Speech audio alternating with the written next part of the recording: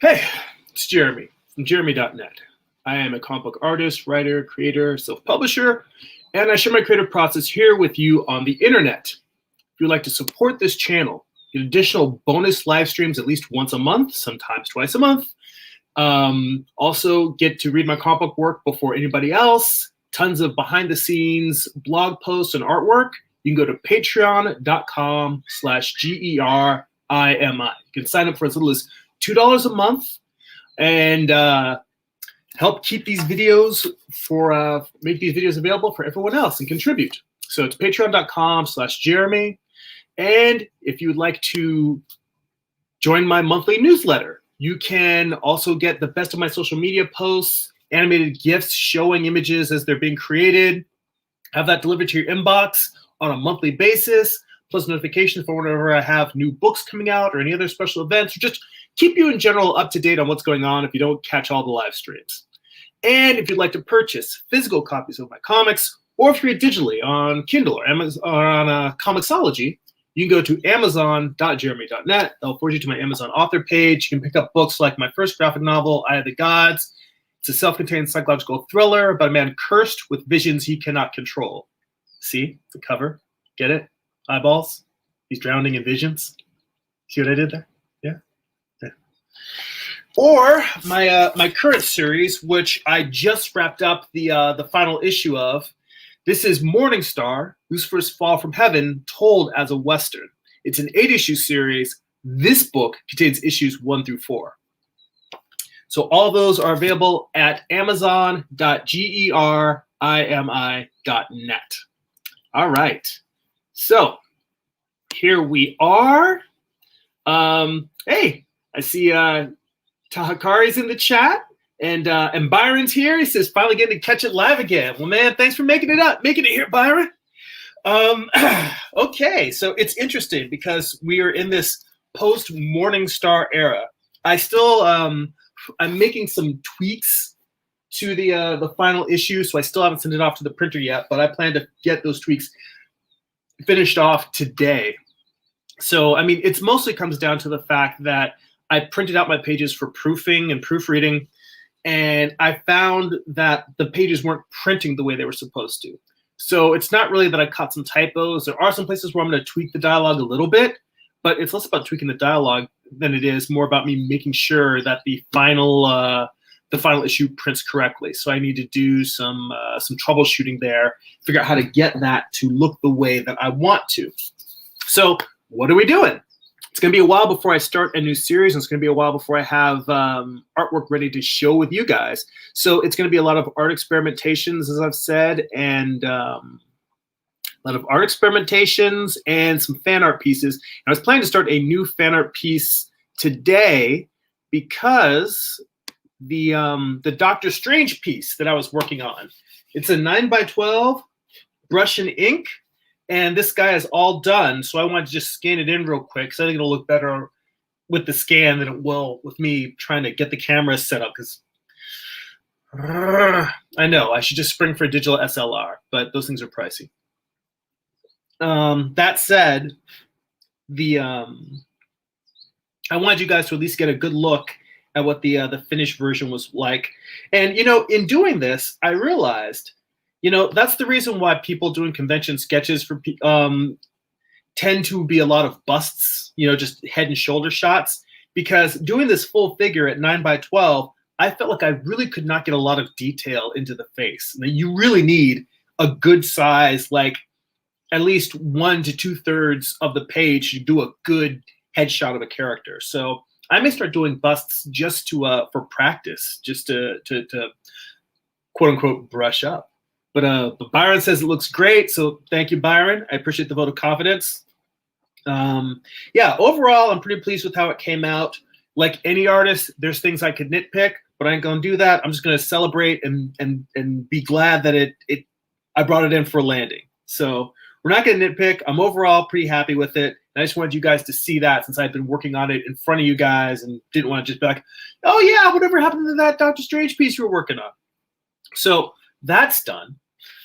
There were a couple of different things that I was thinking about doing next for fan art, and I probably should post a poll because Originally, I think I was talking with you guys, and I had the idea of doing Deadpool versus Lobo, like two virtually indestructible characters who are both, maniacs, and just have them tear into each other.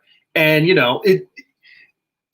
two characters that I will tell you that I love Deadpool in the movies. In the comics, I actually had not read much past Rob Liefeld's work. And I've heard that a lot of the later Deadpool ones are really good, like the Joe Casey run. I do plan to dig into that. But Lobo has a warm place in my heart, especially the Alan Grant, Keith Geffen work.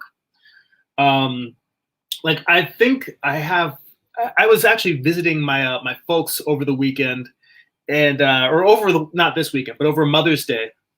Obviously, I was visiting my mom for Mother's Day. My dad just happened to be around the house.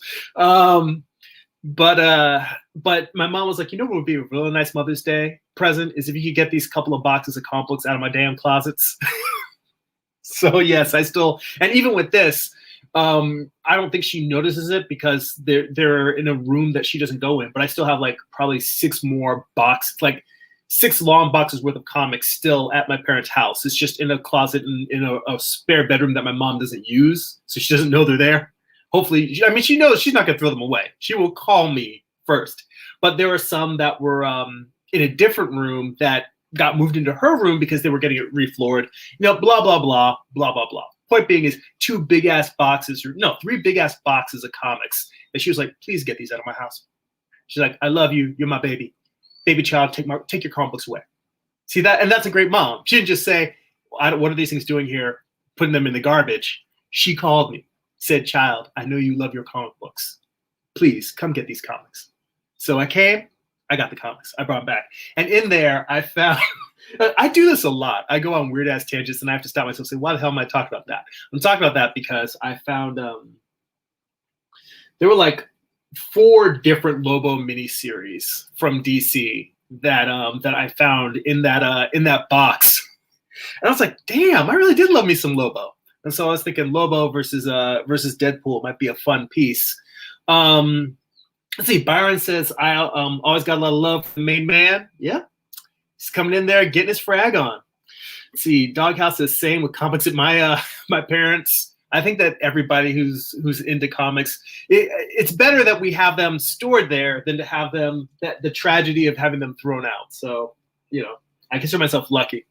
One of the other things that I was thinking about doing, and I'll post a poll. I keep saying I should post a poll. I'll just post a poll. The other one, I saw the trailer for the new Snake Eyes movie starring Henry Golding, which looks awesome, by the way. And I think he's an amazing choice for Snake Eyes. And I was talking with my take a drink if you're playing the Jeremy drinking game. I was talking with my buddy Carl Altstetter, and I told him that my wife, who is not a G.I. Joe fan, I just told her that Henry Golding was going to be playing Snake Eyes, and she said, I'm in. And she isn't even familiar with Snake Eyes. And my buddy was like, yeah, well, casting works. And I said, I think it helps that I just described him as a ninja with an Uzi. And then he sent me a shot of Elektra mowing people down with, I think, an Uzi. And I thought, Elektra versus Snake Eyes. Not only does that sound like a great fan art piece, but that's a comic I would like to read. I mean, hell, that might actually be a comic that I'd like to write. But anyway, so I think I'll post a poll to see which of those I should do next. Sip of coffee, slowly waking up, catching the flow, getting into it. I know, all this yakety yak, you guys, we didn't come to watch you yakety yak, we came to watch you draw. Or create. Well, if I'm not doing those fan art pieces today, then what the hell am I doing? I'll show you. So, last night I was sketching with some, I was sketching in Procreate, and I finally found a really nice setting for my my sketches. Because a brush setting that I'd like, rather.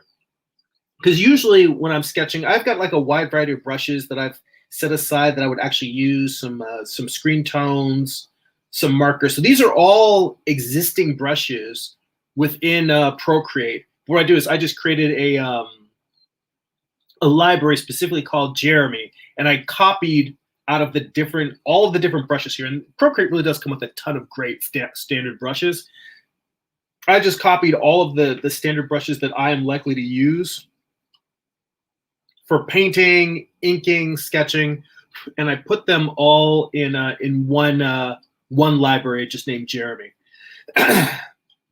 And for drawing in pencil, I've actually got one, I call it my figure drawing brush, and it gives me kind of a nice,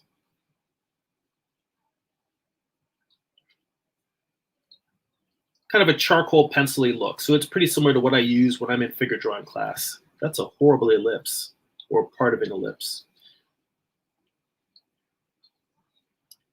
Anyway, I've been using this for sketching lightly to some degree. And I was just sitting around messing with some of the brushes. And I was thinking, what about looking at the pen brushes? And I was actually wondering if there was something similar to a ballpoint pen. Because I know there's artists like my friend Drew Edward Johnson.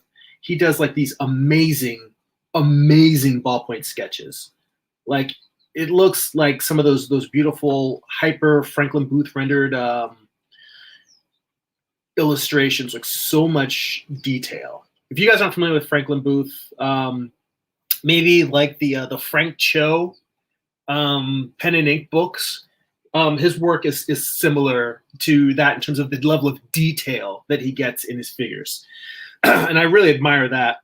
It's more detail than I'm going to put into a piece, but but I like it. Anyway, I was messing around, and I already have a brush that I've been using for inking, and I just call that, it's the studio pen that they have, and I have one that this is what I've been using if I'm going to go in and draw something in pencil and then come in and add ink to it, digital ink, that is. So I've been pretty happy with this brush, but I moved on and I was just messing around and I found the technical pen. And I found that when I lower the opacity and I get the brush size just right, I get these really, hang on a sec. Gonna have to put my phone on airplane mode.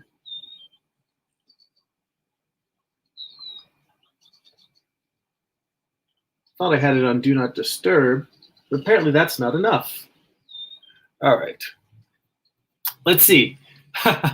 Bombeck's in the chat, and he says comics might start being rare again if parents threw them away. Well, I will tell you that I personally would rather have comics not be rare and have my books. Because I think for a lot of people, there are people that are looking at it as an investment and a collectible. I think the people that are buying comics as a commodity and they're slabbing them, if that's what you want to do with them, great. I am a reader. In fact, that's another thing that, again, Carl Olster and I were at a convention one time, and he was talking about, he bought some books from a creator, and he was just like, and they were like, are you going to get him slapped? He's like, no, I'm a reader. So, I mean, when I'm buying stuff, I'm not buying something thinking about what the market value is. I'm buying it because if I was buying stuff just for value, I wouldn't buy comics. I would just be buying mutual funds, or maybe cherry picking certain stocks. If I'm really going to buy something just because of the value, that's what I would get. When it comes to comics, I'm really thinking, what do I enjoy reading? What do I, what are the things I'm going to come back to and want to read again and again? So, that's neither here nor there. Point being, I can't remember how I jumped from Carl. The phone screwed me up. Byron was like, Gojira! Yes, I do have that as my ringtone. I can't even remember why I picked that. I do like the Gojira movies, but I'm certainly not as much of a King of All Monsters head as my buddy Mark Dos Santos. He is a great lover of the Gojira films. He's a great lover of the kaiju genre. I just think it's a cool ass sound. I remember watching the movies with my dad when I was a kid. Um, anyway,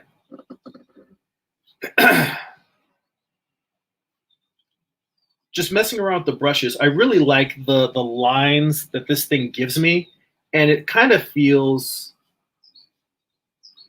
like I have never been particularly great with Copic markers, but that's sort of what this feels like to me. These feel like when I say these as if I'm using a physical set of brushes instead of digital. But when I'm drawing with these, it feels like I'm working with a set of Copics and I'm like building up to 1 degree, and then just by changing the size and the opacity, I'm just moving around from one set of markers to another.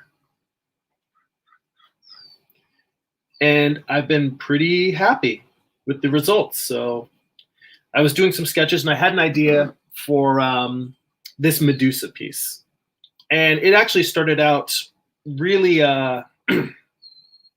if I turn off the layers here,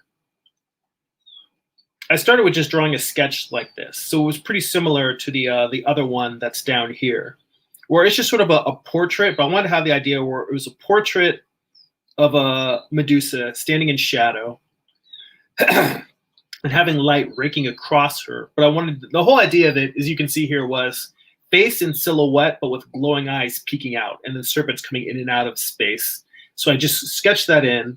Then I went in and added some dark, dark. I just basically duplicated that layer to beef up the blacks, kind of figure out tonally where it was going to be. And then I add a little bit of color underneath. Although at the time I was drawing, that's the other thing about drawing digitally. I have my iPad set to go into night mode, where it makes everything shift to red.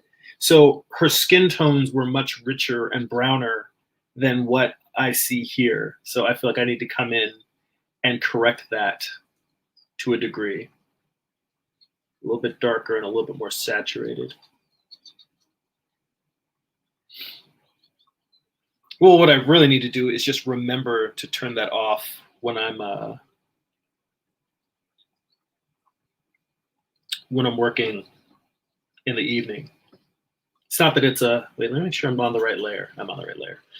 Always do that. Check that you're on the right layer before you start going in and layering in tones, boys and girls, because you will be so disappointed when you paint over something that you really did not want to paint over.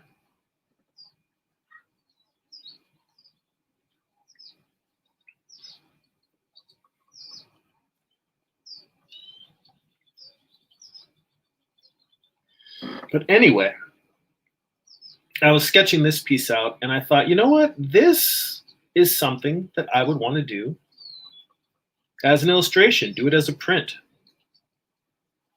And it came together quick enough that I thought, I could just jump right in, go to a large version. So I think that's what I'm going to do. In here, I'm just playing with the skin tones a little bit, which is kind of silly because I'm going to have to come back in and repaint all of that anyway when I'm doing it larger. Let's see. Doghouse says, it took me a while to get pencil brushes working the way I liked. Once I started messing with the opacity, I was a lot happier. Yeah, I definitely feel like the brush engine in Procreate is significantly better than, say, Photoshop. Again, most people say that Clip Studio Paint is kind of the 100-pound gorilla when it comes to painting. They really like that, and I'm not saying that it is bad or that I disagree. I'm just saying the couple of times I've tried it, it wasn't vibing with me. So we shall see. I mean, I don't have it on the iPad, but I do have it on my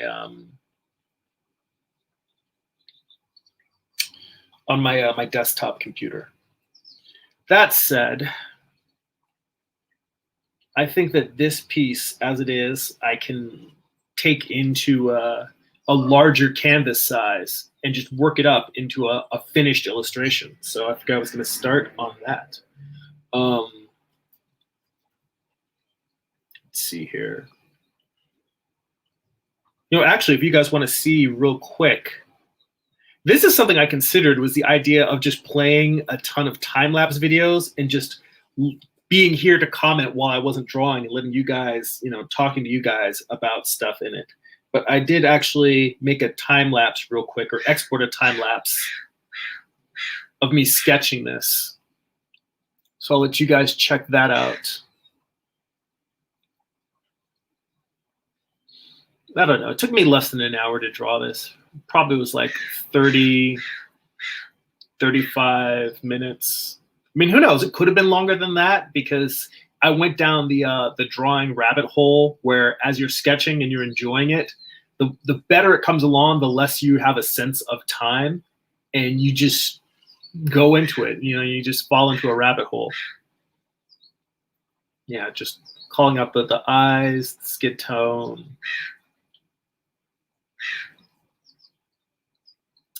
So let's see here. Yeah, there we go. Beefing up the blacks, and I think that's, other than a couple of eyes that are popping out here and there. And I like that. It kind of reminds me of, if you've ever been to at Disneyland, what's that ride? Pirates of the Caribbean, when you're in the beginning, you're going to that New Orleans thing, and there's all those little fireflies and little creatures hanging out. You can see all that in the darkness, little eyes peeking out. So here we go. Let's select all this.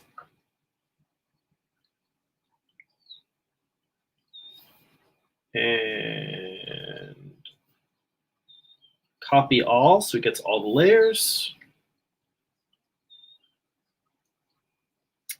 Let's go back out to the gallery. Let's go to my sketchbook folder, because I've got enough stuff in here that it gets real messy if I'm not more organized.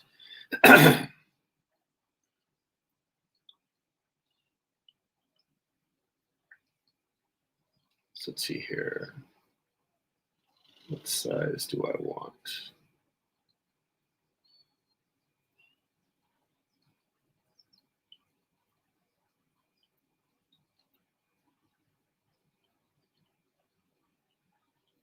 You know what? I think I actually want to double check what size. There's another piece that I'd made. Let me see what the dimensions are on these. These are my old, I don't know if you remember, I was working on a series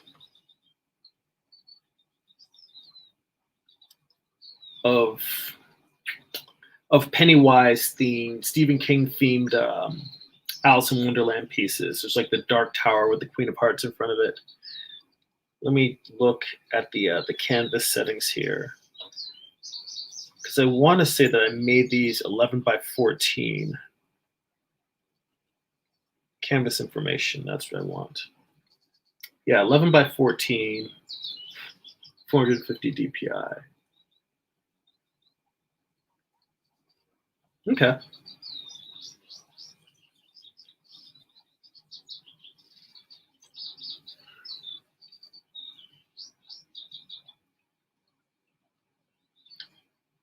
So what I should do is create a new canvas size for illustration.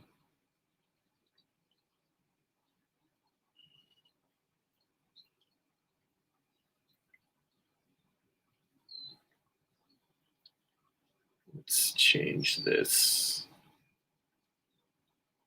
from pixels to inches, 11 by 14 at 300 DPI.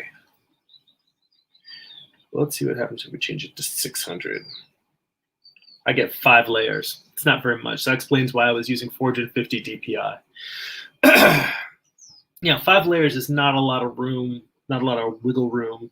And at 11 by 14, you can get away with 300 DPI. So I think 450 was a fair compromise. Let's say 450, 13 layers. If I come in, I want to add some layer effects or glows or move stuff around, I'd say 13 layers is probably enough. All right.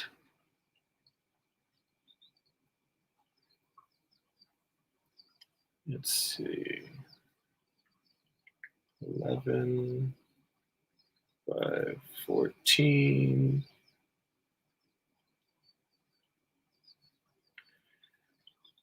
450 DPI. And I like to, you know, when I create custom layers, I try to make it, or custom settings, I try to make them pretty no-brainer. And now we can just paste this in there. And so this is the reason why I created a brand new canvas, because now I've got an image that's set for the print resolution I want. And at print resolution, you can see I was just using the screen resolution originally. When in that file that was my sketchbook, you can see how small this image would be compared to doing something at print resolution, you know, 11 by 14. So I wanted to make sure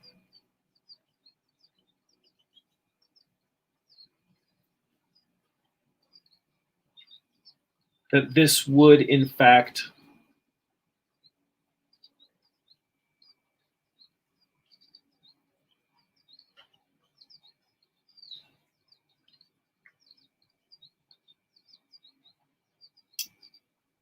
that if I create the final illustration, I create it at a resolution that would look good print-wise. And I think I am fairly happy with this composition.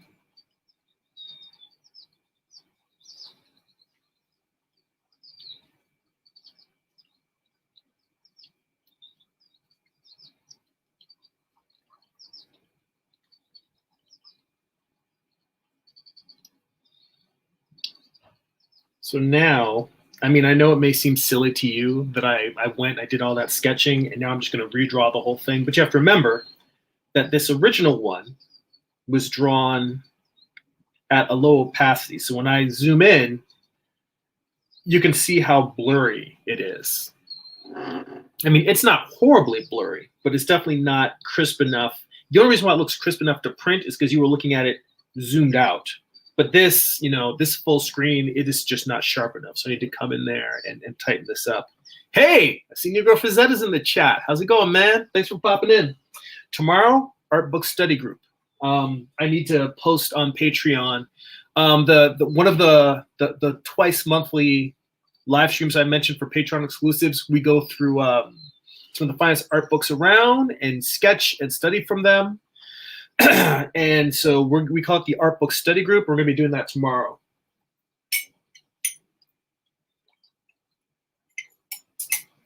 By the way, Negro Frazetta, let me know if you want to continue with animals or go back to Bridgman or Walt Reed, because so far, generally when it comes to asking people's opinion, you're the only one who speaks up about what we do or don't want to do in the art book study group. But we're not adding any new books until we finish at least one of those 3 books.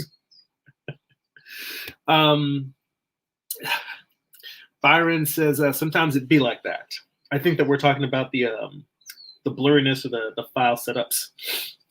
Anyway, point being is that, you know, sitting around and doing a bit of sketching, you guys know how I am about thumbnailing. I love thumbnailing.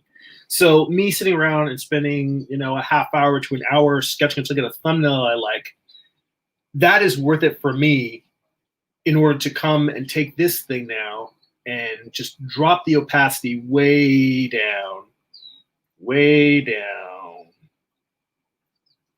somewhere between 10 and 20. Which right now it's at 15, which is between 10 and 20. And I'm gonna lock this layer. I'm gonna unlock it. Well, I don't really need to name it, but I'm OCD about this because from my day job as a graphic designer, I always name my layers. So we're just gonna call this sketch.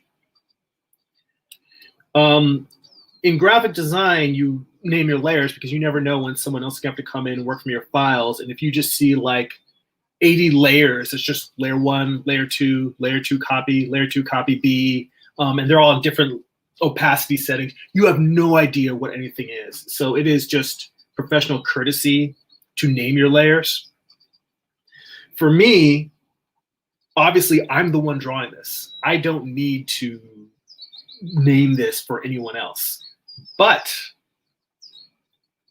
I want to name it because I want to name the layers because I don't necessarily remember what's true. I'm only going to have 13 layers in this file because that's the max it'll let me have. But I certainly don't, I'm not necessarily going to remember what I named all of these layers and why. So it is easier for me to just name them. Let me do it this way. I'm not going to remember what is on each layer. I'm just going to create them as I go. So it's easier for me to just name them. Now, the real question that I need to decide is which brush do I want to do the line work with? Because this technical pen that I created, let's see, a little bit thicker than I'd like. Well, it's thick because I'm got the brush size up, but I don't know if it'll give me the smooth, inky feel that I want. And the other thing is, you know, a lot of this is going to be in silhouette.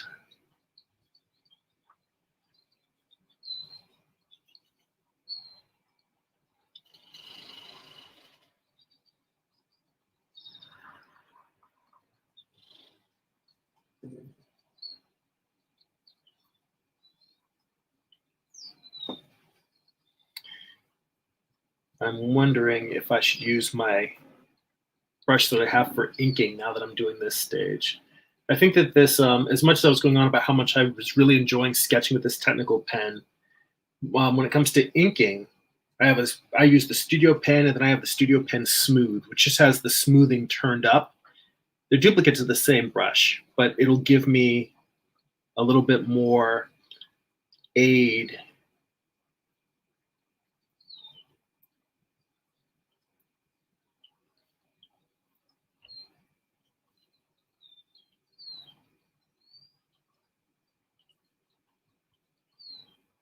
because to a certain degree, I'm still getting used to inking in Procreate. Generally speaking, I've been using it as a coloring tool.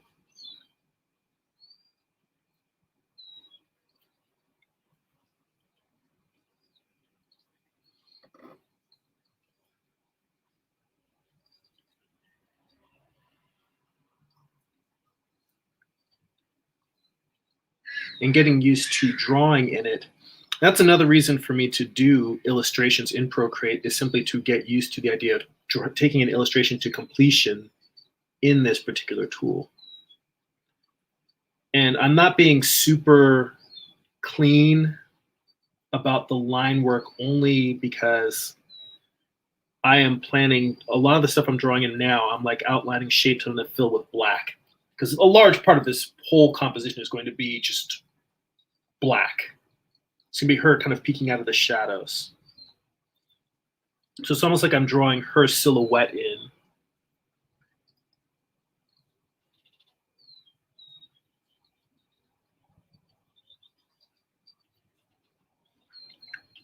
Let's see. Negro Frazetta says the only reason I asked is you posted on page. Oh, here we go. Negro Frazetta says, when you were studying The Figure by Walt Reed, did you ever create your own mannequin for the human figure? And he says, the reason I ask is you posted on Patreon the other day that artists should draw what they love. All I do is study and never draw for fun, and I want to create a mannequin for animation. For context for you guys, one of the things that Walt Reed, one of the books we're doing an art book study group is Walt Reed's The Figure, which, God, I love tangents. I love just talking and then going off on sideways stuff. It should be the tangent art stream, which is ironic because artists hate tangents, or at least we should be trying to get rid of them. But this is Walt Reed's The Figure. And when he talks about a mannequin, out of these poses on here, it's like he's showing you the different stages of like the the rough sketch, and then this second one is the mannequin, and then it's sort of the bones of the figure, and then the figure with anatomy at the end. So the mannequin is really just like a rough version, kind of like those wooden puppets that you'll buy to draw from. And the idea is constructing your own so that you can basically pose figures the way you want. It's like having a concept of, where are they?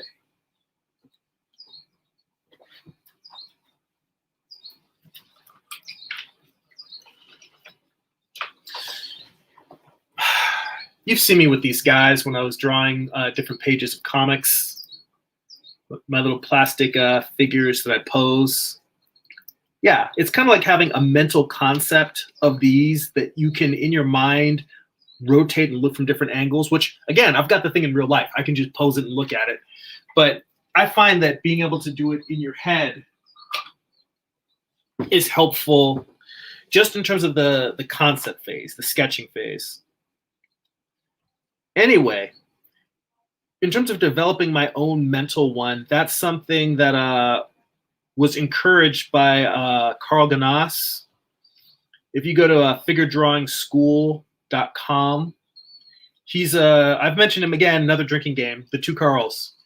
I've been studying with him for ages, and he definitely recommends artists develop their own mental concept for these figures. I think that's something I've found looking at Loomis, looking at Bridgman, looking at all those books. They're like, figure out your basic proportions that you want to work from and study from.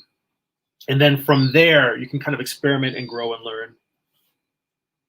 Or it actually gives you a chance. It's not so much about experimenting. It's more about giving you a tool to identify when something is, like if you're drawing from an 8 heads high model, that's how you can tell if someone is taller than 8 heads or shorter than 8 heads, because you start sketching it out and you're like, oh, wait, this is a little bit taller, this is a little bit wider.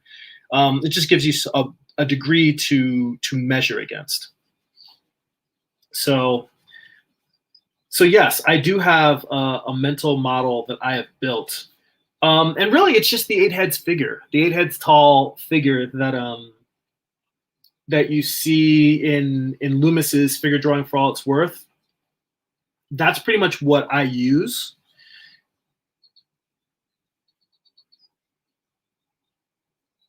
There should be a but there. I'm trying to think of a way to describe in which I don't think that I've really refined or followed up, or I don't think I'm sure that I have altered those proportions to a certain degree, but I don't know if I can verbalize exactly how I've changed it. What I can tell you is that I've changed it simply to fit my natural drawing instincts, the way that I tend to make lines and build figures. But I would be hard pressed to put that into words. I think I would need to be sketching it and thinking about that before I can identify what it is that might be different about my figure, my mannequin, versus your mannequin or Loomis's mannequin. But yeah, I definitely think you should, one, draw what you enjoy, but two, I mean, for everything that you can draw, you can create a basic mannequin, because everything has primitive volumes in it. You can see a car in primitive volumes. You can see a building in primitive volumes. You can see animals and animal anatomy in primitive volumes. So it's a matter of taking whatever it is you want to draw. Like, let's say you want to draw ravens. And it's a matter of taking primitive, simple shapes and understanding what those things would look like if they were rigged with a skeleton, like a CG model. That's all a mannequin is. And learning how to break objects down like that is part of the artistic process. So let me see, in terms of follow-up questions here. Oh, I see Doghouse also said, I pencil in Procreate and ink in Clip Studio. I've heard that Clip Studio is great for inking. That sounds like you've got a pretty good workflow. I mean, I've been doing both in Clip. Well, I've been doing both in Procreate, but that's, again, like I said, I haven't been using Clip Studio Paint on the iPad at all. But I mean, I'm pretty happy so far with the results that I get when I ink with this, with Procreate. Well, when I say that, I say it with the caveat that this is kind of the first illustration that I'm really trying to ink to completion with Procreate, and I'm doing it specifically so I can experiment with the tool and what it feels like to ink with it. So I can't say, oh yeah, inking in Procreate is super easy or I've mastered it. You're watching me experimenting and trying to grow and learn.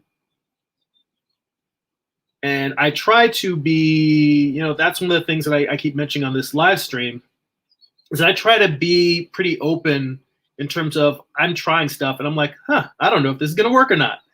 I think you need to have that adventurous spirit, and I think you need to be willing to try stuff that you may crash and burn and fail at. And being willing to crash and burn in front of an audience is, I would say it's terrifying, but I think that I've been doing it long enough now that I'm just like, oh, all right, if I do something I mess up, I'm like, hey, guys, this is what it's like to mess up in front of people. A big part of that comes from the fact that I ran track. We talked about this, I think, last week. When I was talking with Trevor, and we were talking about being athletes in high school and learning to get your ass kicked and get back up again. I think that that's something that, as an artist, you definitely comes in handy, being able to get your ass kicked and say, oh, all right, it's happened publicly and I sucked at something, and then just get back up and keep going.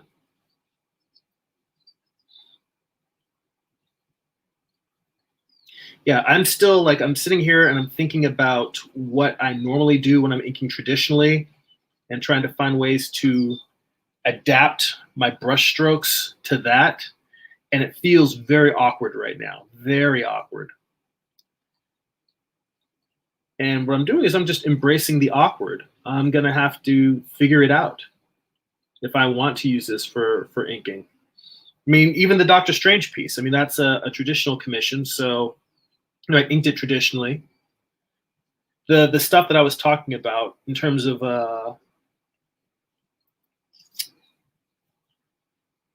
Lobo versus Deadpool or the Snake Eyes Electro piece, those I'm going to do traditional. But generally speaking, hang on. Go back. Move this. Little schmutz on my screen.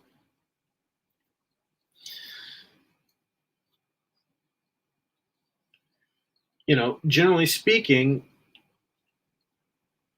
I want to just refine my digital workflow.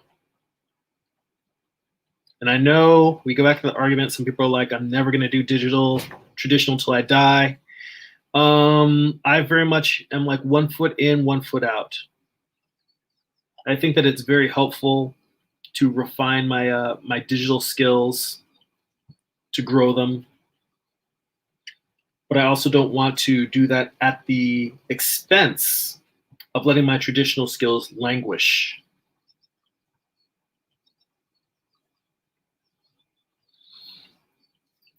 So let's see here. Let me scroll back up and catch some of the comments in the chat.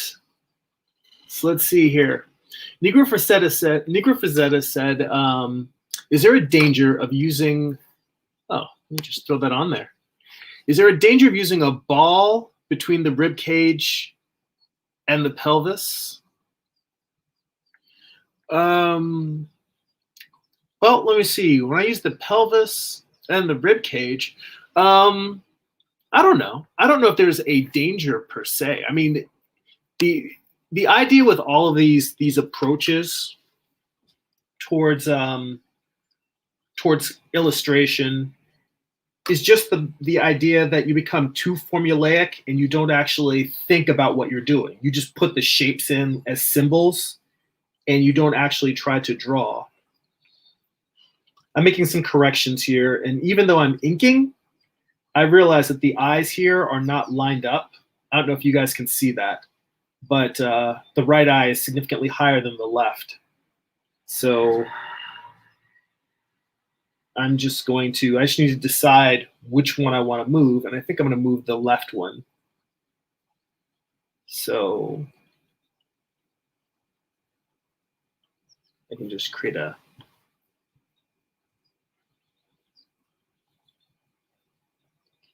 See, that's the nice thing with digital. I know that I'm working in ink. I can just come back, sketch these details in, make my corrections, and I know I'm going to ink over all of these little marks that I'm putting here, so I'm not particularly worried about it. To be honest, if I were working traditionally, I'd probably have the same thing, except instead of doing this in ink, I would switch to a pencil, and I would make these corrections in pencil.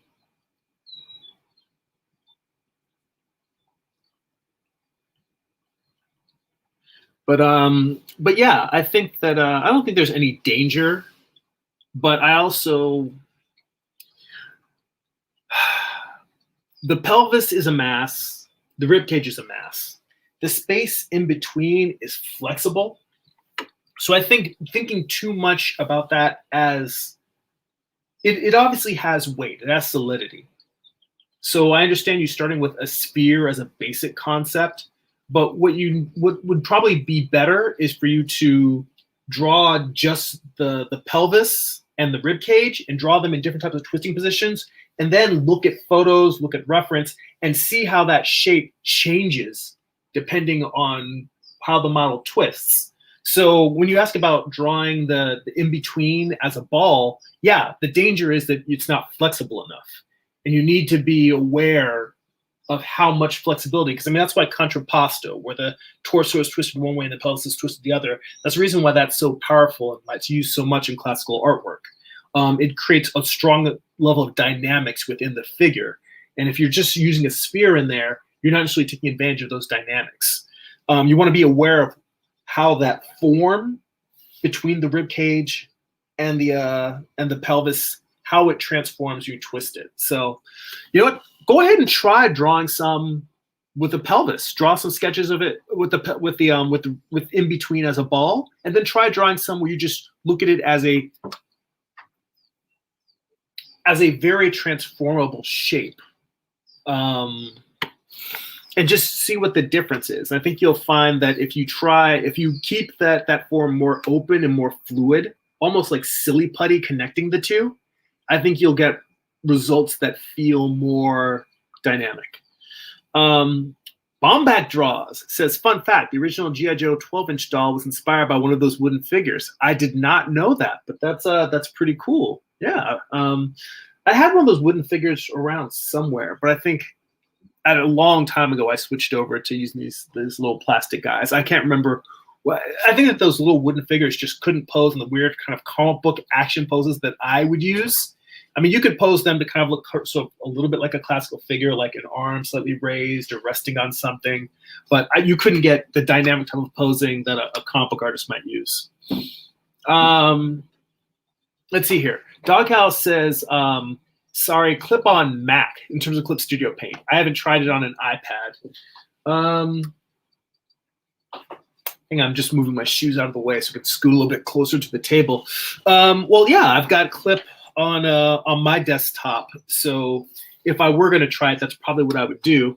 And he says, I agree on the adventurous spirit. That's just my current process. It changes monthly. Dude, you and me both. I am constantly just, especially now, like I'd mentioned that this is my one just wandering. Bomback Draws also says the link for your Patreon.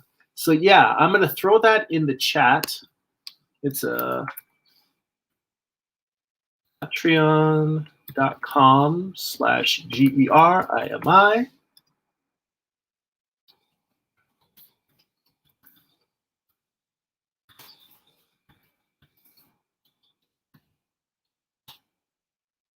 Let's see here. Let me make sure. Yeah, that looks like that should just take you to my Patreon. And I'll also throw it up on the screen for those who are not viewing the chat. But it's patreon.com/Jeremy. Again, for anyone who wants to hop in and check that out for as little as $2 a month. You get those bonus live streams. You can read, hey, if you want to get all caught up on Morningstar, you can read all of that right now. In fact, even the final issue, even though I have it set off to a printer, I put up a pre-production PDF up there that people can read. And I'm still tweaking that. So, but anyway, all sorts of stuff you guys can check out if you want to head on over to patreon.com. And again, Bomback Draws, thank you for asking. I appreciate that. Hopefully you'll sign up and I'll see you in there.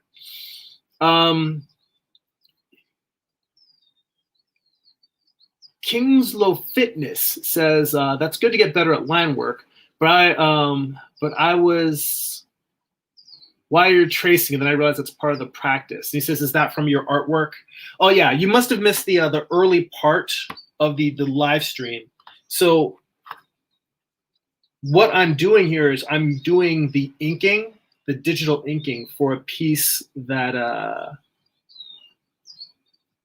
it's easier for me to just flip back out to the gallery.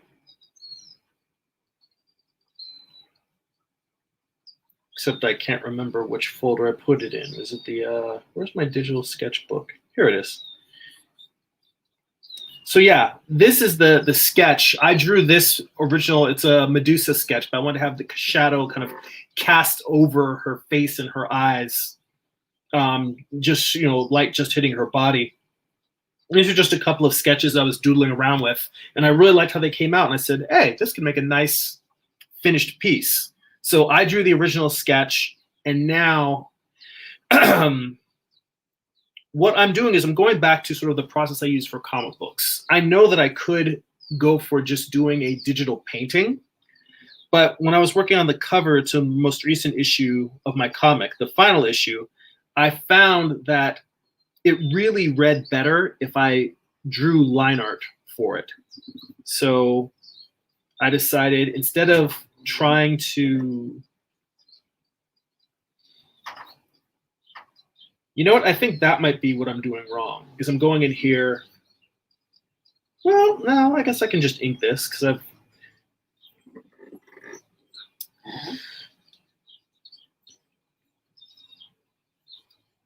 well, anyway, what I was going to say is I tried doing the this final issue of Morningstar, the cover, not this image, but when I was drawing the final issue of my comic Morningstar, and I was doing the cover, I found that I really needed line art. Not that I can't do it without, but I felt like I was creating more work for myself, trying to do the whole thing with just flat artwork. I mean, not flat artwork, but just doing the whole image with color and no line just did not look, it didn't look like one of my pieces. Like, I'm somebody who draws, when I'm doing a digital painting, what I'm really doing is drawing in color. And I think I've mentioned that before. One of my instructors said that, and he didn't mean it, I'm pretty sure he didn't mean it as an insult, but he looked at my paintings and he said that I don't so much paint as I draw in color. But I think he meant it, the reason why I feel like he meant it as a compliment is because he had pointed out that I was probably more of an illustrator than a lot of the people in the program I was in. My draftsmanship, I think, was on a slightly better par, only because it was a fine art school that was a lot more experimental. There's a lot of photography, a lot of printmaking, not necessarily people who drew as much as I did. Or if they did draw, they did more experimental drawings.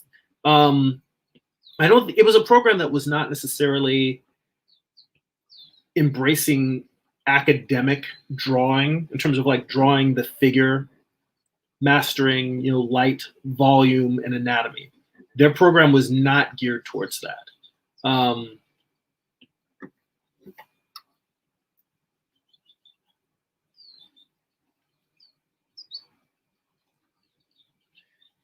So that ties into the fact that, I was trying to digitally paint, because I think that all of us watch these really cool people doing great digital paintings in Procreate, and Clip Studio Paint, and Krita.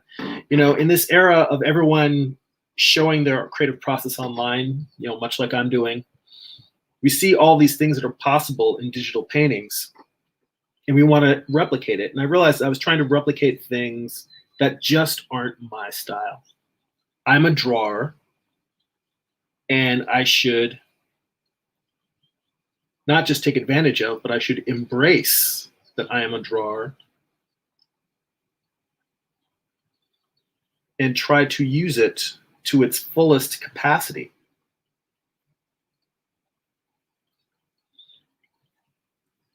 So I decided, let me come in and try and illustrate this piece, not just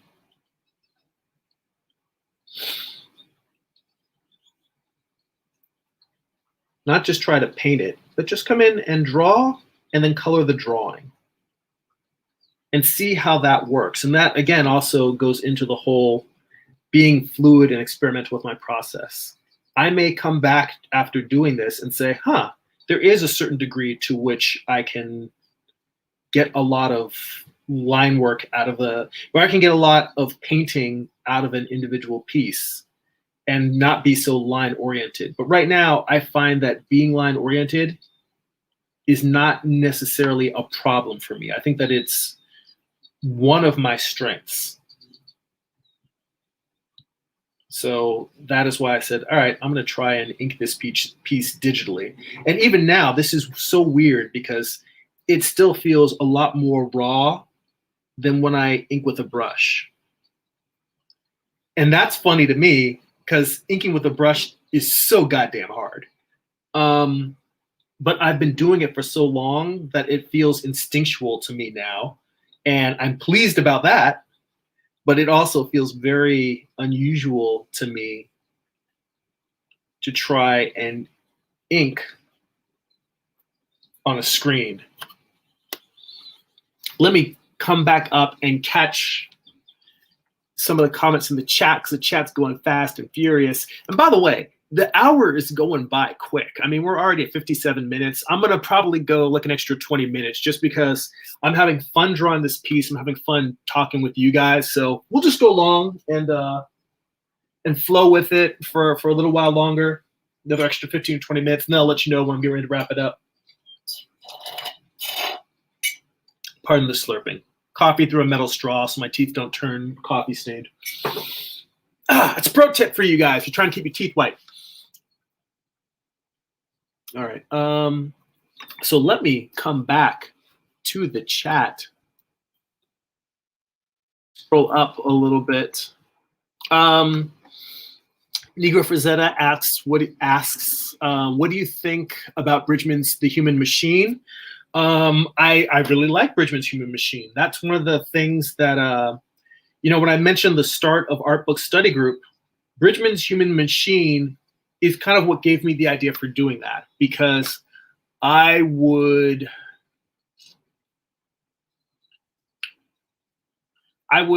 think I've mentioned this in the past, I would sit down and redraw the entire book. Once or twice a year, I would go and take Bridgman's books. I had all of the small Dover collections. Now I have the, where is it?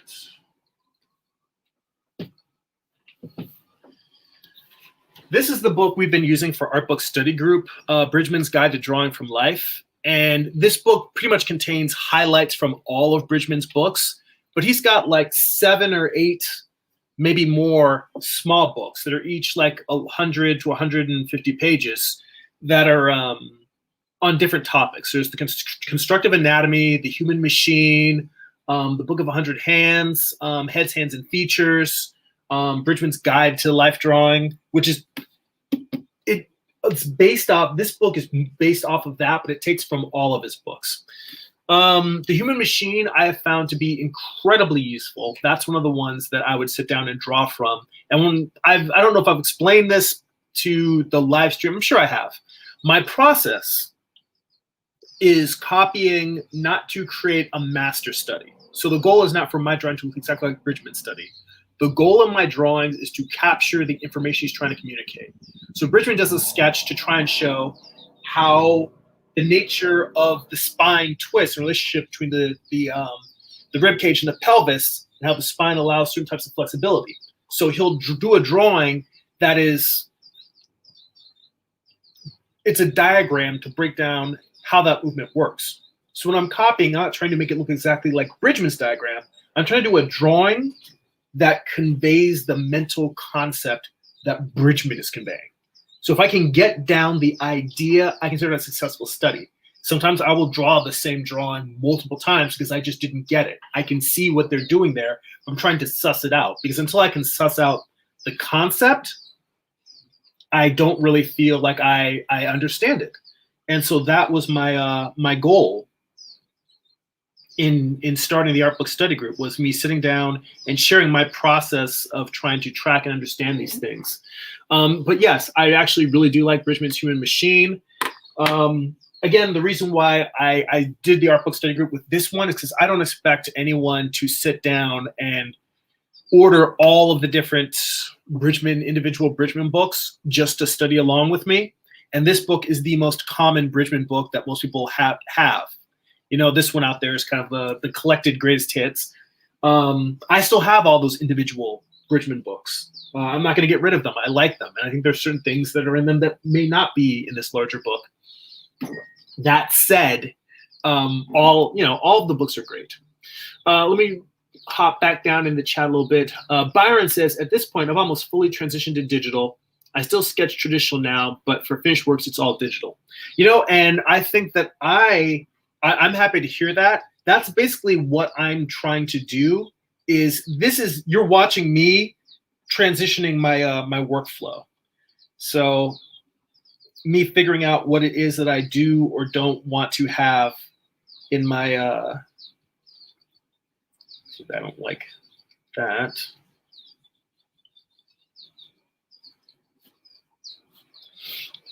But yeah, I am pretty much in the process of learning what I do and don't want to have in my my digital workflow.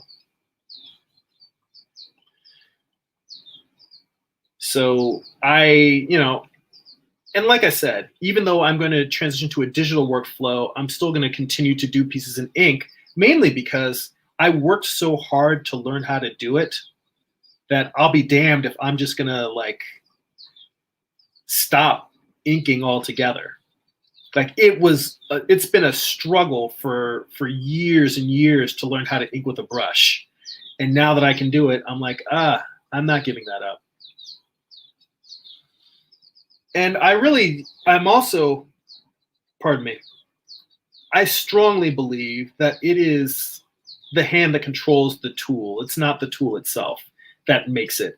Like, yes, your marks might have a different character to them when they're made digitally versus traditionally. But I don't believe that being a digital artist versus a traditional artist, I certainly don't believe that one is better than the other.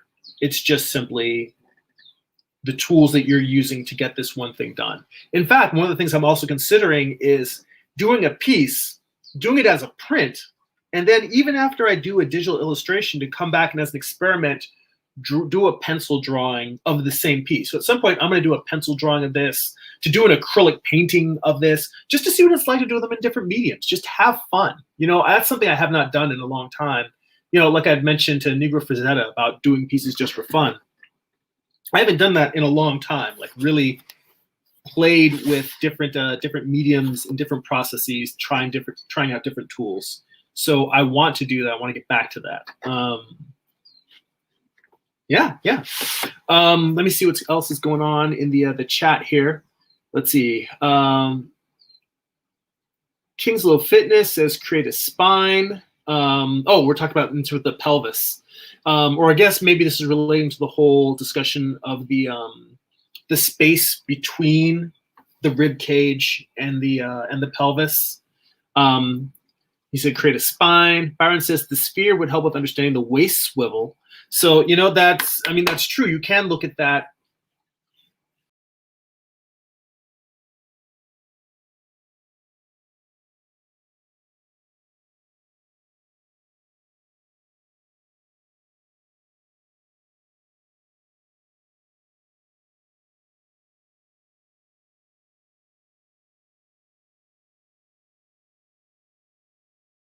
Out. Okay. I hope that we're still on. It says that we're still streaming. And let me know in the chat if you're still there. I should still be on. Let me see here. Yep, Negro Fazetta's there. He says, hello. Okay, we're back. Technical difficulties. I hit the wrong button and launched myself out. So I lost all of the comments, but I can pull those back. I can find a way to get those. I'll pull them up on my phone. But yeah, okay. All right, guys. Sorry about that. Technical goof on my end.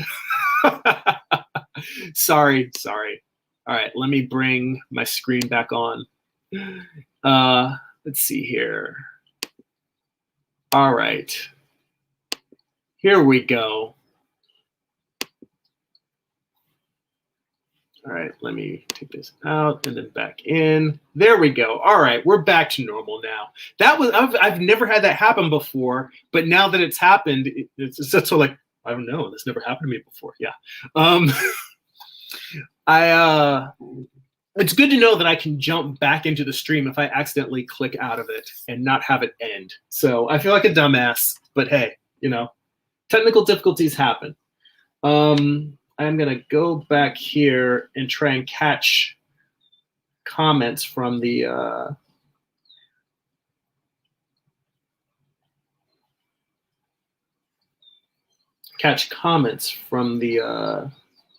stream. Gonna have to go in here and then mute my phone. There we go. All right. So let's see here. All right. So I'm going back and looking at the previous conversations in the chats. So Negro Frazetta says on page 56 of the Human Machine, Bridgman demos a skeleton machine. If we study the human machine, do you want to start there?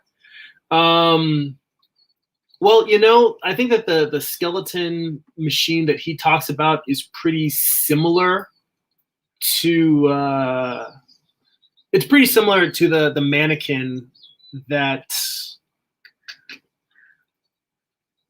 what's his name? Andrew Loomis has. So yeah, we can totally start there. So tomorrow in our book study group, we'll be looking at the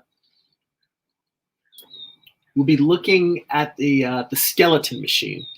And, you know, we're pretty loosey-goosey with the art book study group. It used to be that we started with one book and we're going page by page by page. You know, we've jumped around to some animal drawing. We've jumped between Walt Reed and George Bridgman. So now we're just sort of like, you know, when we don't have a topic in mind, we'll start with wherever we left off, the most recent book.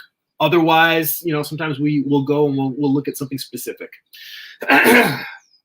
So let's see here. Byron says, it's a common pitfall. We all have our own unique processes and way of doing things. We can't be another artist. We can only be us. So we have to know our own strengths and what we like. Doghouse says, yeah, I was hoping to finish the last two panels of a page during your stream. So keep it going. Keep it going till I can get there. All right, man, cool. We'll roll at least until for another 20 minutes or so. Keep jamming on those pages. Negro Frazetta says, I found out that the book that Frazetta drew the cover to is Constructive Anatomy. It's better than the Human Machine. I did not know that Frazetta drew the cover. Oh, that the Frazetta drew cover to cover. Yeah, I forgot. We were talking about this. That at a point when Frank Frazetta was breaking into illustration, I think he was doing some comics work, and some editor told him that his anatomy was not quite there yet, and gave him Bridgman's Constructive Anatomy, or just told him to study that book. And he did, and he came back, and it was like, wow, you know, he learned, he drew the whole book cover to cover, I think like in a weekend, or some ridiculously short time. And after that, you know, Frazetta was Frazetta. So I think that that's sort of where we, you know, it isn't necessarily where I intended to start the art book study group with, but it's worth noting that, hell, the idea of studying something like that. You know, studying a book, art book cover to cover, it has its benefits. Hang on a sec. I think that what I want to do,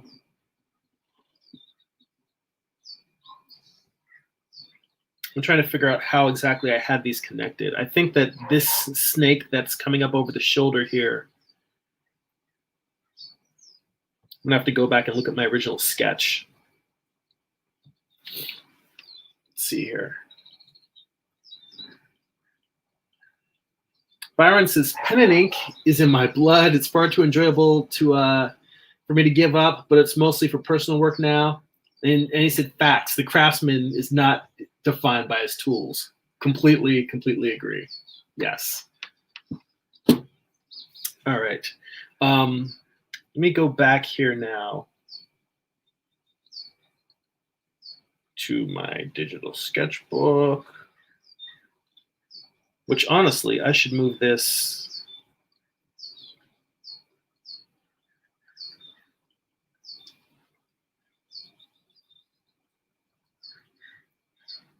No, I don't want it in there. I want it in between these two. There we go. You go back here and turn off this layer. Oh, I see. That wasn't even actually a snake. That was initially the additional snake that I threw on her shoulder. That wasn't even an additional snake. I just saw a snake in that divot in the shoulder and put it there. All right. Well, then sometimes it happens. And you know, who says that you don't get happy accidents when you're working digital?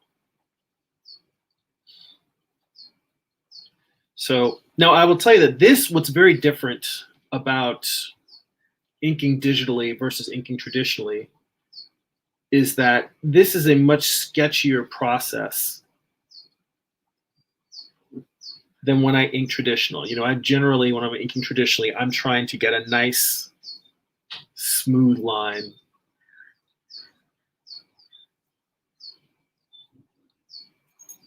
And this process here is very much more, these lines are much sketchier.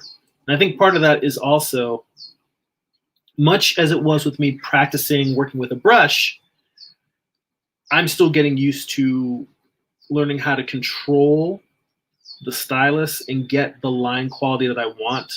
A line that is long and fluid, you know, getting a line that is not stiff.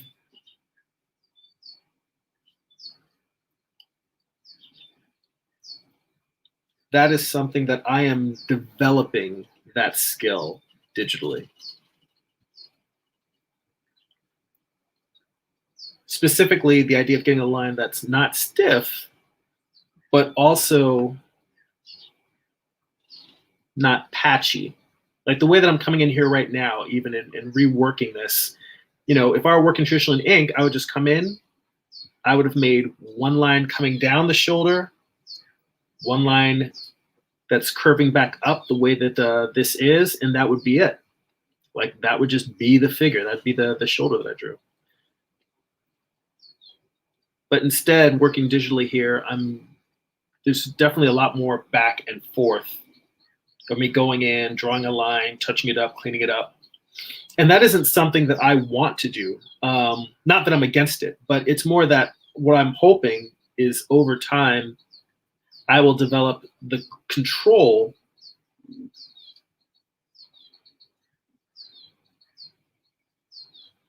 that if a drawing is not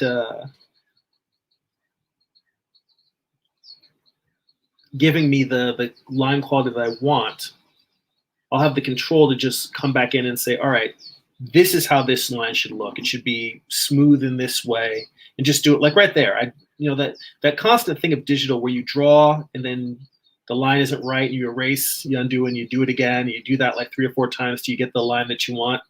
That is something that I hope I will overcome with time.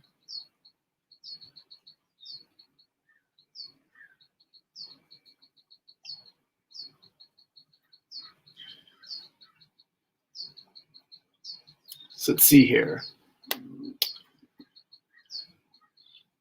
Negro Frazetta says, which of the smaller Bridgman books would be most helpful to study in the art book study group? I mean, I was fine with just studying from Bridgman's Guide to Life because while it does not have every single book in it, I'm pretty happy with the amount that it covers for each of those books. I think just because it'll make it easier to go over. Let me go grab the stack of original Bridgman books that I have.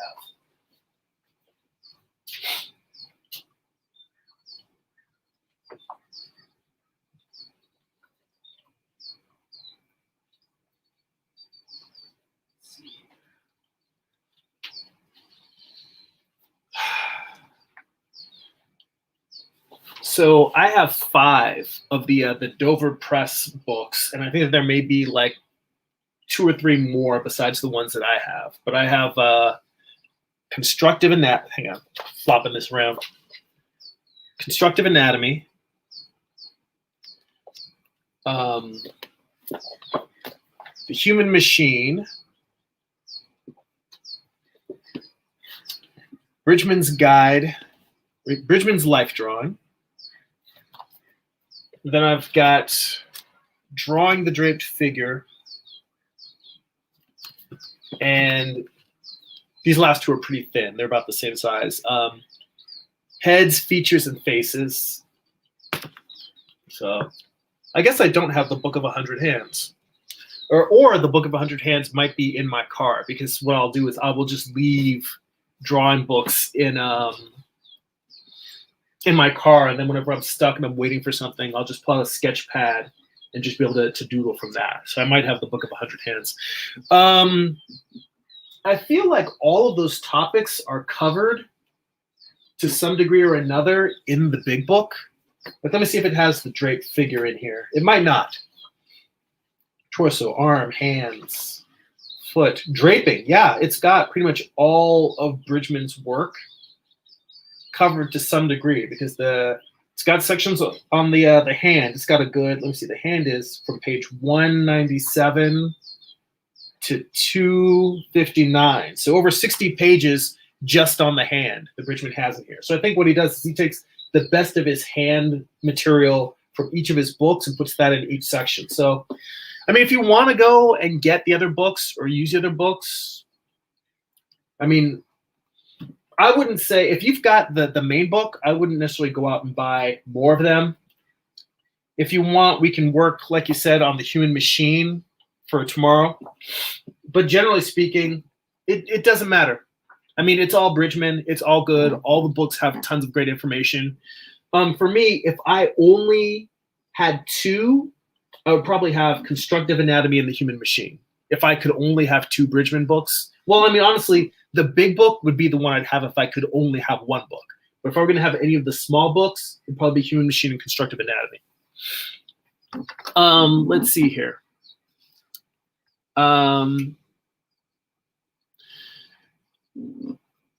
Let's see. Negro Frazetta says, which of the smaller Bridgman books would, let me scroll.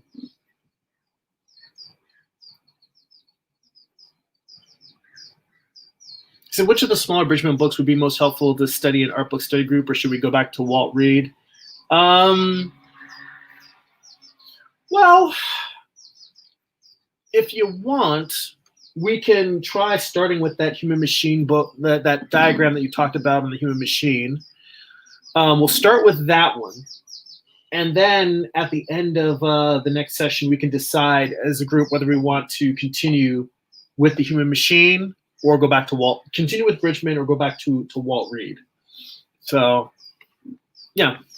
I'm pretty open to it. I personally prefer to stick with one thing until I'm done. And since we started with Walt Reed, I'd like to go back and finish him.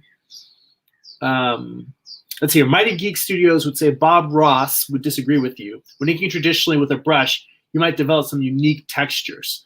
You know, very, very true. That's why I say I'm not turning my back on traditional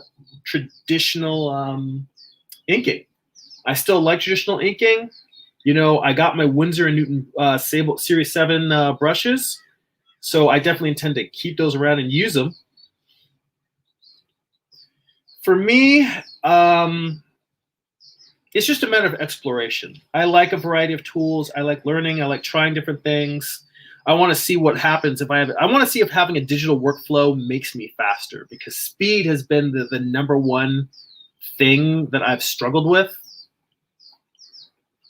And what digital affords you, it's not so much that digital allows you to be a better artist. Digital allows you to edit quicker.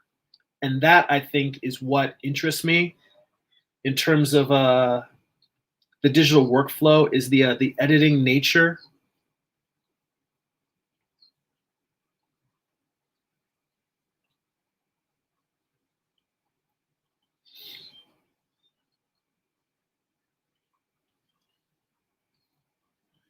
Now, this stuff that I'm putting in here, I probably should not even be drawing the anatomy of the neck, because I intend, in my concept for this piece, I intend for all of this to be in shadow. In fact, I am just gonna undo. I don't need all that. Whoops, almost knocked from my stack of Bridgman books there. Yeah, I probably, this is gonna be an exercise in minimalism and trying to just let pieces exist in the shadows. Just seeing if I can just let the detail hang out, just letting some of the detail be really prominent, and then letting some of the detail just, be implied. So we'll see how that goes. Let's see here. King of Lowell's Fitness says, shout out to Nigro Frazetta for sharing the title of that Bridgman book. So I'm glad there's love going on in the chat. Let's see. Amar's in the chat. How you doing, man? Says, sorry I missed your stream, but on Clubhouse holding a room that ran longer than expected. Well, you know what? You're in there doing the work, building up those networks on Clubhouse. As I said before, I have been way behind on exploring and taking in the benefits of Clubhouse, because I've had my invite for a while now, and I never go on there. And that's not out of any type of shade or disliking it.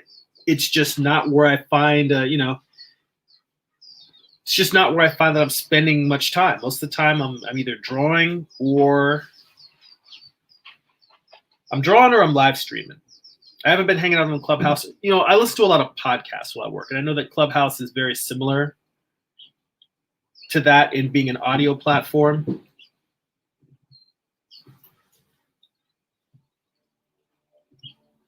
But that said, most of my time is just, just drawing, making the comics.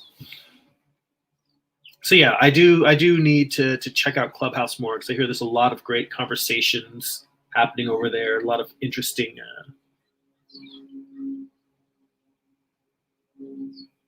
discussions to partake of.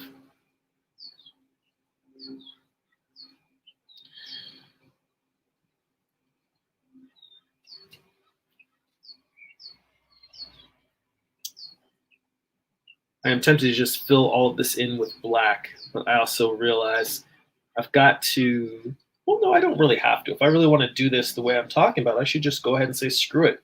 Drop those shadows in. I might do that. Let's see here. See, Jimmy King's in the chat. Says, hey, Jeremy, how you doing, man? Thanks for stopping by. King of Lowell said, I just bought the machine book. Oh, cool. Yeah, it's a great book. All of Bridgman's stuff is super useful. I originally, when I first discovered Bridgman, I found it challenging because it's not the most pretty looking drawings, but they're structurally, they communicate what they need to communicate in a way that someone else, that a lot of artists don't. Like, his drawings are just so solid. Jimmy King says, been a while. It's good to be here. Good to have you. Although, sad news, we're almost an hour and a half here. So I'm going to probably wrap it up in the next 5 minutes. So I'll just go through the last couple of chat comments, tighten up this drawing a little bit more, and then we'll call it a wrap until next week. Let's see here. Lowell's Fitness, King Lowell's Fitness says, I got to go over Bridgman's drawing from life. Mighty Geek Studio says, in comparison to digital and traditional, he says, in comparison to digital, traditional art takes the same amount of time to do. It comes down to how you pace yourself. I would greatly agree with that. I mean, I've seen artists who I think, you know, who are super, super fast, even though they are traditional. They have a great workflow. And I've seen artists that are digital and really take their time, and stuff is slow paced.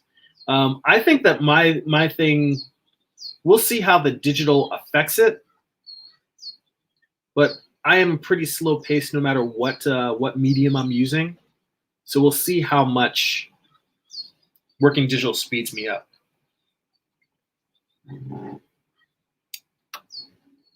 I'm going in here and I'm changing the shape of these eyes so that they're a little bit more closed.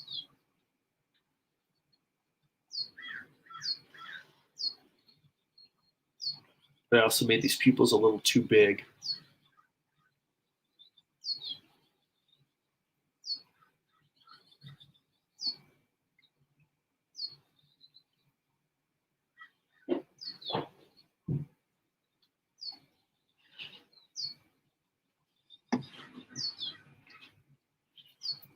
Actually, you know what? I think I'm going to just wipe this out completely because I want to experiment with what this looks like if I just do the eyes just as like little dots.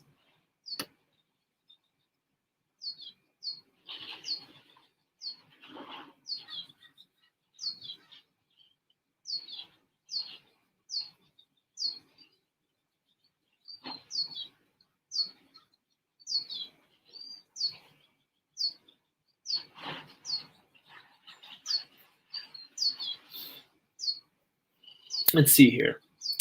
Die Hard is in the chat and it says hashtag retcon doomsday clock.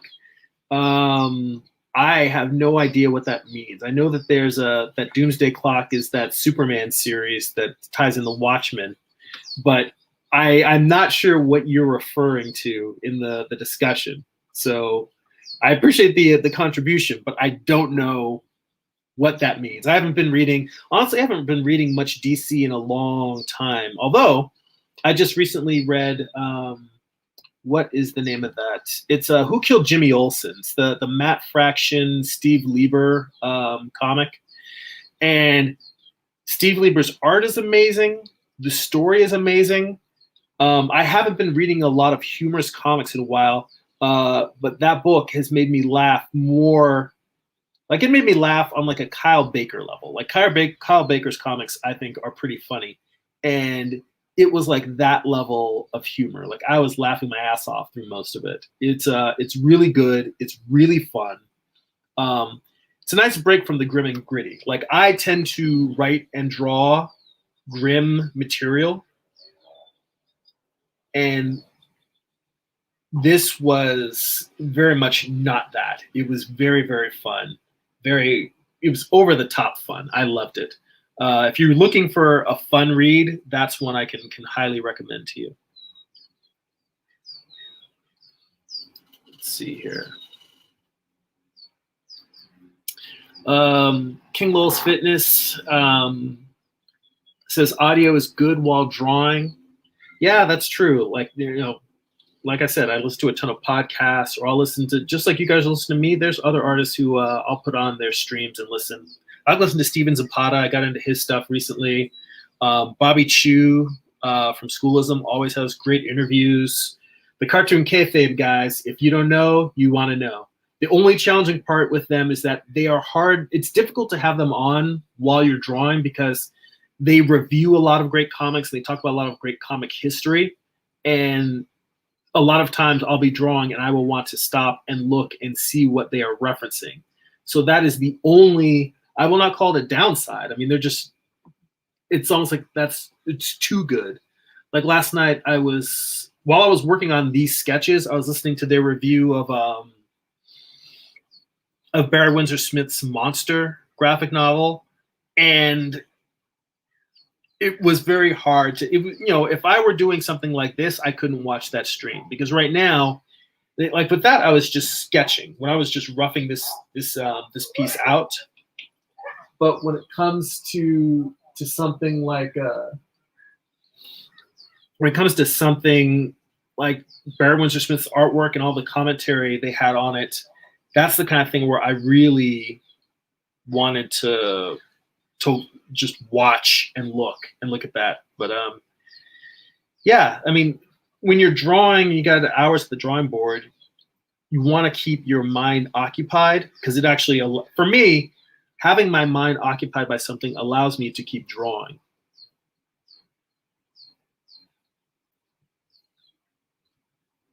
Whereas it could be that I might get so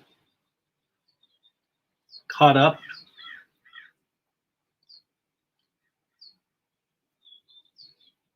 in whatever in what I'm doing. I might get so caught up. When you're drawing, your mind might wander.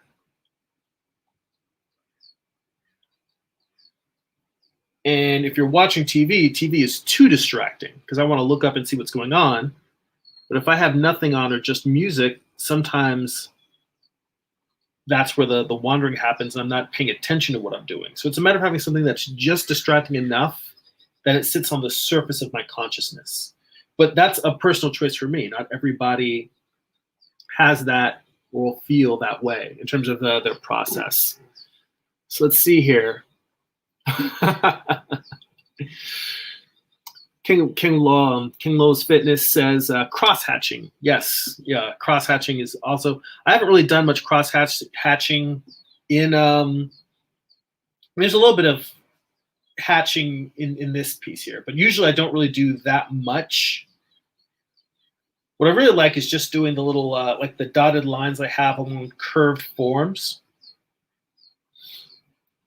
Let's see here. Mighty Geek says, remember to use your editing tools like your erasers. Yes, the eraser is not just for fixing mistakes. The eraser is a drawing tool. Mighty Geek says it looks like she has liquid metal skin. Well, you know what? That's pretty cool. I think that's really just because of the fact that I erased her pupils. It kind of gives her a little bit of that Colossus type look. But yeah, thank you. Once I go in and fill it, you know what? Just as a wrap up to the stream, let me come in here and see how this looks if I dump the blacks in. Just come in here and oh wait, this line does not connect. I gotta fill that in. Let's see here. This is the one where there's probably a little, no? All right, I do need to fix whatever is in here. Oh, that would be this line. So that's one thing. You have to make sure when you're doing something like this that you close all of your shapes. It's just basically, it's like the paint bucket tool in Photoshop. You got to make sure that when you're doing this, you close up all of the different shapes that you're gonna.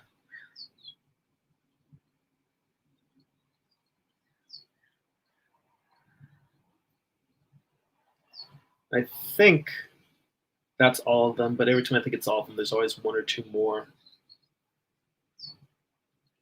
There we go. So not completely done, but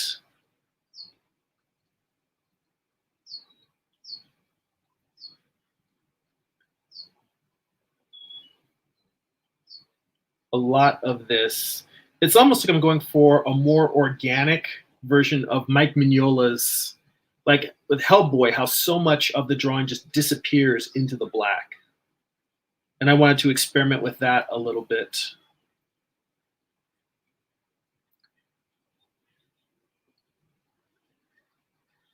So yeah, this is pretty close to what I was going for. So now it's just a matter of cleaning up bits of the line art here and there and refining it and then adding the colors. But yeah, this is what I was going for, and I'm pretty happy with how this came out. So last couple of comments, and we're gonna log off here. Let's see. Shamari's in the chat. She says, I was wondering where the bird noises were coming from. Yeah, I have a window open behind me, and our front yard, we've got like a couple of fountains, tons of birds, some finches, lots of crows. So it's very, very naturalistic. We got a Disney forest out front. I see Johnny Camacho's in the chat. Says, saludos. Desde Bolivia. Gracias. Hola. Saludos. I'm not sure whether Bolivia, which version of Spanish they speak, or whether they speak Portuguese, unfortunately. So I lo siento. My Spanish is, it's not conversational. It's lower than that. It's like survival Spanish. I can order food. I can find a restaurant or a building. When I'm in a Spanish-speaking country, after staying for a week, I pick up enough that I can kind of have a conversation. But generally speaking, my Spanish is not serviceable, which is a shame because living in Southern California, so much of the population is Latinx, and there's, you know, it would behoove me to be more conversational in my Spanish. Let's see here. Shamari says, watch something you watched before. I've heard that suggestion. I think I could put on something like HBO's The Wire. I still would need to put on something that's very conversational. Like The Wire is really good. A lot of great dialogue in that. Or Star Trek, because Star Trek episodes are almost like radio dramas. But the thing is, I also have a ton of audiobooks I haven't listened to. And it's not necessarily like I'm looking for more stuff to listen to. It's that I already have a ton of stuff that is audio-driven content that I haven't finished. I have a ton of podcasts I'm already subscribed to that I'm behind on. I've got a ton of audiobooks. I have probably like about 100 unlistened audiobooks. And I also have a library subscription, and I have probably a waiting list of like another 100 audiobooks. So I've got tons. Some are fiction, nonfiction, horror, mystery, fantasy. Like, I'm kind of an omnivore, which that was a conversation I was having, again, with my buddy Carl Altstetter about the challenge I have in terms of, I don't necessarily work in series in terms of the stuff that I think about wanting to create next. And that's probably the best way, I think, to build up an audience, is to just have a character and just keep building them up. Even if it's not a success right out of the gate, you know, you get 5 or 6 volumes in, there's people who love that character and will come back consistently for the stories. But for me, I'm so much of an omnivore. I'm not necessarily concerned with reading characters in a series. I just like good stories. I jump around a lot. And I think that I create the way that I read. And it would behoove me to get better at just finding one thing and fixating on it. Like, I stayed focused on Morningstar for a long time, but it's still only an 8-issue series. So we'll also see how that plays out over the coming years in the future. Let's see here. Byron says, good work today. Thank you. I appreciate that. And Johnny Camacho says, your work is very good. Thank you. Gracias. I greatly appreciate that. I consider myself an ongoing student. I mean, I've been working as a graphic designer and an illustrator for several years now, but I'm constantly trying to grow and learn and expand my abilities. So I'm glad that you like my work as it is now. I'm constantly trying to grow and push it greater. So thank you. Negro Faceta says, have you guys ever seen the miniseries Shaka Zulu from the 80s? Seen it, son. I got the DVD box set. That is something that, again, I have not watched in ages. I want to put it on and watch it just because I want to see how it ages, because I have to imagine it might not age as well as I would hope. But, I mean, it was pretty revolutionary at the time. I mean, it was Black Panther before Black Panther. So I want to go back and rewatch that series, and I just haven't had time to. But anyway, we're going to wrap it up here. You guys got to see some progress I made on this illustration. Maybe I'll be working on it over the course of the week. Maybe I'll be finished with it. Maybe I'll be too busy and I'll pick up right here where we left off. I'm not quite sure yet. But it was fun. It was nice starting something new with you guys in front of you. So on that note, again, Art Book Study Group, we do that on Patreon. at patreon.com/GERIMI. For as little as $2 a month, you can join, support this channel, get bonus monthly live streams at least twice a month. If you would like to join my newsletter, newsletter.jeremy.net, you get a free digital sketchbook you can download, sent to you just for joining up. And then every month I send out a newsletter with just what's new and noteworthy in my world, what I'm working on, the best of my posts on social media. And if you'd like to purchase physical copies of my existing books, I Had the Gods, it's a standalone psychological thriller about a man cursed with visions he cannot control. Morningstar, Lucifer's Fall from Heaven, told as a Western. This is volume 1 of a 2-volume series. It's an 8-issue series. This has issues 1 through 4 in it. So yeah, that is it, guys. Thank you so much for joining me. Thank you for hanging out. Thanks for all of the great questions and great conversations, great discussions. That's it for now. Go be creative.